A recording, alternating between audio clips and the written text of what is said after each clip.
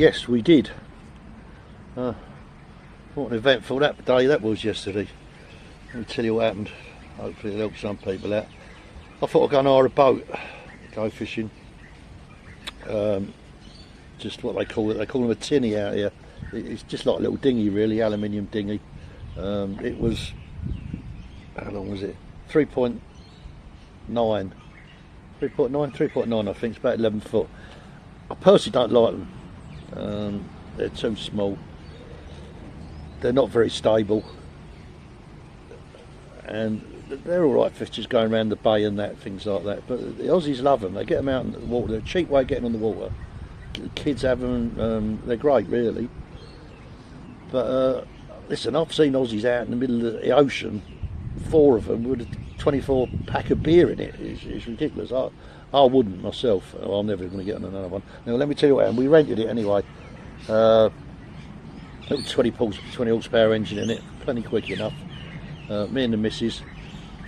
So we poodled out there. We was about a mile out, and we come alongside this island, do a bit of fishing against some rocks. It's about 30-40 metres away. Just drifting, and as the boat just turned round a bit, I just half stood up just to correct my cast so I could cast out, and the boat tipped over a little bit. My missus went over with it, so it's tipped even more. Then I lost my balance, and the boat just fucking went turtle. So there we are in the middle of ocean, bobbing about in the water with this boat. Quite scary. It happens in seconds. It just happens. You know, one minute you're there, next minute you're in the water. I noticed 2 other boats when we went out the other side of the island, so they wouldn't have seen us. These little boats, though, these tinnies, they are designed not to sink when they go over. They go over a lot, trust me. Most Aussies, if they turn one over, they won't admit it. But, I don't blame them either. It is embarrassing. But anyway, I did. So we're bobbing about, and I thought, I don't know, what we're going to do. Hang on to the boat. We're about 30 metres away, say 30-40 metres away from the island. I said, we'll swim towards the island with the boat. The missus was fine. She weren't panicking. She'd done really well. So we started doing it. I thought, when we get on the rocks, I could see the rocks, we'd be able to get on them, and we could hopefully tie the boat up, even though it's belly up, and just wait for someone to help us. Unbeknown to me, the anchor had dropped, and it had got itself locked onto something, so he wouldn't have been able to do that anyway, but we could have swum to the rocks. Then I heard an engine. Another boat had seen us, which I didn't even know was out there, another tinny.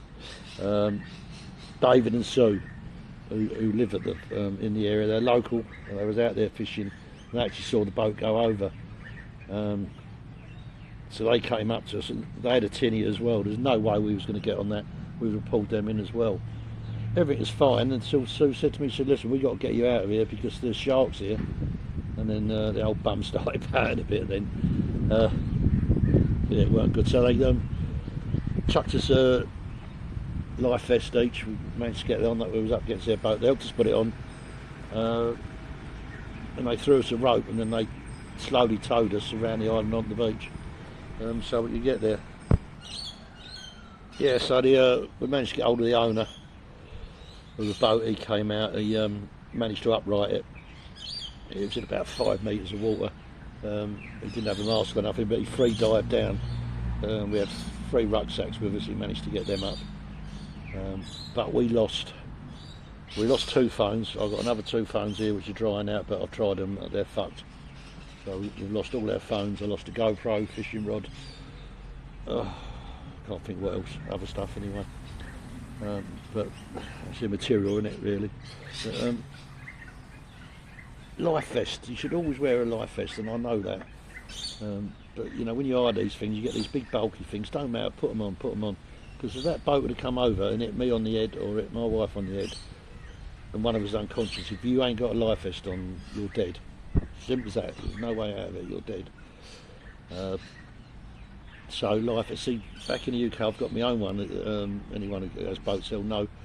And they're just lightweight, and they work with a gas canister, so you don't even know you've got it on. And if you're going to drink, the gas canister sets off, and you know you're away. But I didn't bring it out here for obvious reasons, because I don't think you can bring gas canisters through. It's just something I never thought about anyway.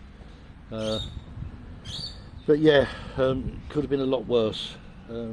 Now we've got to find some phones and what have you.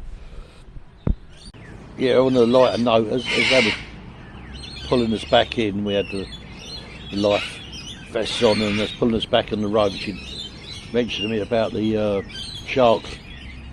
I'd cut my finger the day before, quite deep. It's only a small cut, but it's deep. I got in my finger, I was opening something, and I actually can't feel the finger. I've cut the nerves, but nothing to worry about.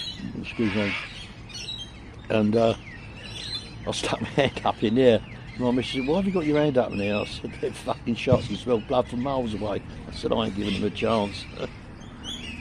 Well, yeah, just to finish off, it's getting a bit dark now. I'm on this tablet, which is not very good camera. Up there is trees, and in trees you get parrots, fucking loads of them, and they shit everywhere. But this time of night it's quieting down now. They slip off. But yeah, it's a bit of a pain. It's a nice spot.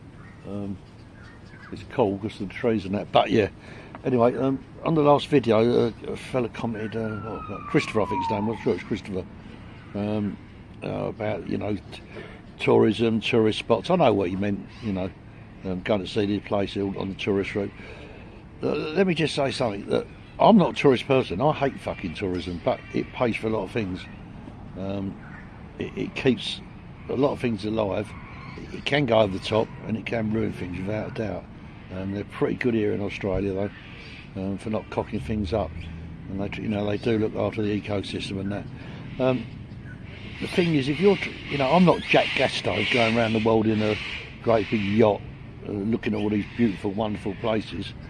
You know, just you run of the mill bricklayer, you know, having the time of his life at the moment, and sometimes to see these things, the only way to see them is going the tourist route because it's the cheapest way. You know, otherwise I wouldn't be able to do this.